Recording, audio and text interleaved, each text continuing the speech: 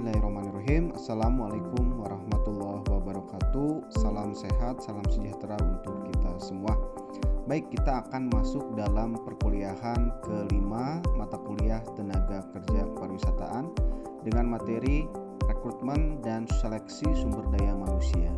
Nah, apa saja yang akan kita bahas hari ini terkait dengan yang pertama adalah rekrutmen, yang kedua bagaimana proses seleksi dalam bekerja.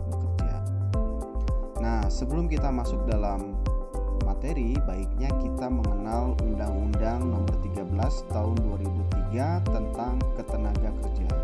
Apa itu? Ketenagakerjaan adalah segala hal yang berhubungan dengan tenaga kerja pada waktu sebelum, selama, dan sesudah masa kerja. Tenaga kerja yaitu setiap orang yang mampu melakukan pekerjaan guna menghasilkan barang dan atau jasa baik untuk memenuhi kebutuhan sendiri maupun untuk masyarakat. Nah, selanjutnya kita bahas mengenai apa itu rekrutmen. Ya, rekrutmen itu adalah proses menemukan dan menarik para pelamar yang memenuhi syarat untuk dipekerjakan. Proses rekrutmen dimulai dari pencarian para pelamar dan diakhiri dengan masuknya surat lamaran dari para pelamar. Hasil proses rekrutmen adalah sekumpulan pelamar yang siap untuk diseleksi. Kemudian kita bahas 4 alternatif rekrutmen. Rekrutmen merupakan proses yang membutuhkan banyak biaya, waktu, dan tenaga. Jadi, sebelum memutuskan untuk melaksanakan rekrutmen, perlu dipertimbangkan berbagai alternatif tindakan lain, yaitu yang pertama adalah outsourcing, yang kedua contingent workers, yang ketiga professional employers organization, yang keempat overtime. Apa keempat ini nanti kita bahas. Yang pertama kita bahas mengenai outsourcing atau alih daya. Mengacu pada Undang-Undang 13 tahun 2003 tentang Ketenagakerjaan, Pasal 65 ayat 2, jenis pekerjaan yang bisa dilakukan oleh pekerja outsourcing yaitu yang pertama, dilakukan secara terpisah dari kegiatan utama. Kemudian dilakukan dengan perintah langsung atau tidak langsung dari pemberi pekerjaan. Yang ketiga, merupakan kegiatan penunjang perusahaan secara keseluruhan dan tidak menghambat proses produksi secara langsung. Karyawan outsourcing hanya bisa direkrut untuk mengerjakan pekerjaan di luar pekerjaan inti perusahaan pengguna jasa. Yang kedua yaitu contingent worker atau karyawan tidak tetap.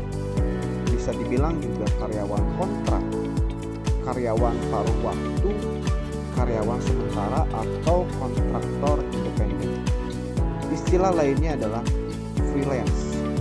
Nah, freelance ini yaitu pekerja lepas atau biasa disebut pekerja bebas yang tidak memiliki keterikatan perjanjian dalam perusahaan. Yang ketiga kita bahas Professional Employer Organization atau PEO, organisasi pemberi kerja profesional atau persewaan karyawan. Nah, ini apa saja yang dibahas? Yaitu perusahaan yang menyewakan karyawan kepada perusahaan-perusahaan lainnya. Kedua, perusahaan yang menyewakan para karyawannya kepada perusahaan lainnya. Nah, ketika diambil keputusan untuk menggunakan PO, perusahaan melepaskan karyawannya yang kemudian dipekerjakan oleh PO perusahaan tersebut. Yang keempat, overtime atau kerja lembur. Alternatif untuk mengatasi fluktuasi jangka pendek dalam beban kerja, perusahaan bisa menghindari biaya-biaya rekrutmen, seleksi, dan pelatihan. Sedangkan para karyawan memperoleh peningkatan pendapatan selama periode kerja lembur. Apa arti dari kerja lembur? Mengacu pada Peraturan Pemerintah Nomor 35 Tahun 2021 tentang Perjanjian Kerja Waktu Tertentu Alih Daya waktu kerja dan waktu istirahat dan pemutusan hubungan kerja. Turunan Undang-Undang Nomor 11 Tahun 2020 tentang Cipta Kerja.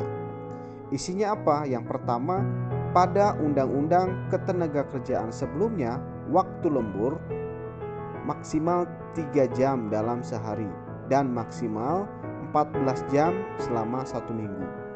Dalam Peraturan Pemerintah Nomor 35 Tahun 2021 ditetapkan waktu lembur maksimal 4 jam dalam sehari dan maksimal 18 jam dalam seminggu.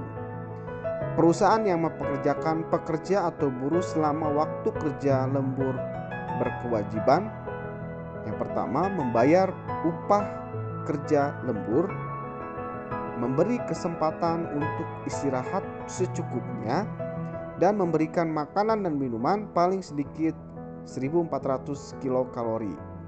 Perusahaan yang mempekerjakan pekerja atau buruh melebihi waktu kerja wajib membayar upah kerja lembur dengan ketentuan untuk jam kerja lembur pertama sebesar 1,5 upah sejam dan untuk setiap jam kerja lembur berikutnya sebesar 2 kali upah dalam sejam.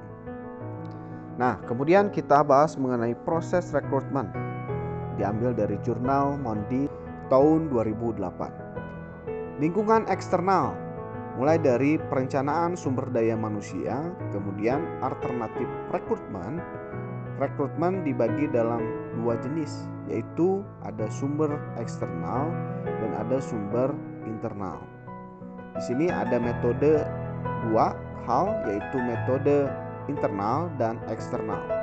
Kemudian baru kita merekrut orang-orang sesuai dengan kebutuhan dari perusahaan tersebut. Kemudian kita bahas sumber dan metode rekrutmen. Sumber-sumber rekrutmen adalah tempat di mana para kandidat yang memenuhi syarat berada seperti perguruan tinggi dan perusahaan pesaing. Metode-metode rekrutmen yaitu cara spesifik yang digunakan untuk menarik para karyawan potensial ke dalam perusahaan seperti rekrutmen dalam jaringan atau daring. Nah, kita bahas metode rekrutmen daring. Perekrut internet atau internet recruiter, yaitu orang yang pekerjaan utamanya menjalankan proses rekrutmen melalui internet. Disebut juga sebagai perekrutnya itu cyber recruiter.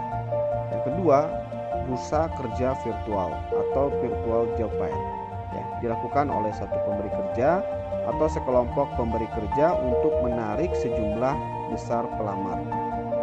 Ketiga, situs web karir perusahaan atau corporate career website.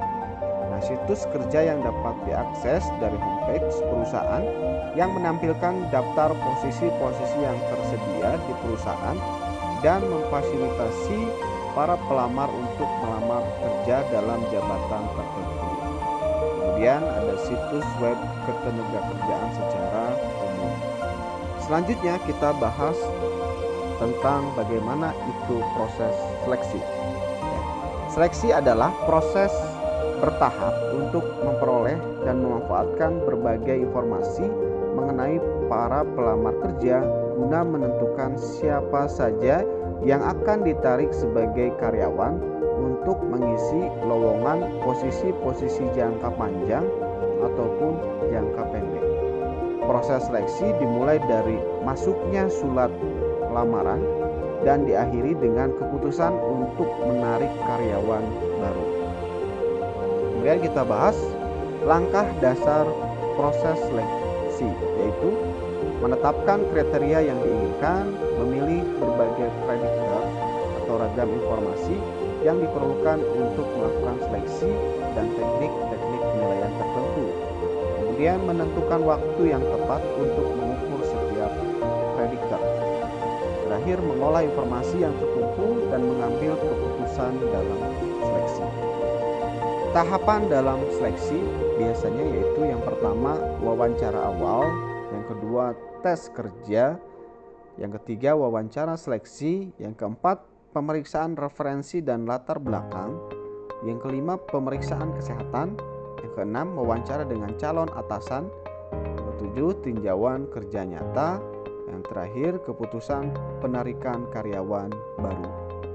Baik, demikianlah materi berkaitan dengan proses rekrutmen dan seleksi. Terima kasih atas perhatiannya. Assalamualaikum warahmatullahi wabarakatuh.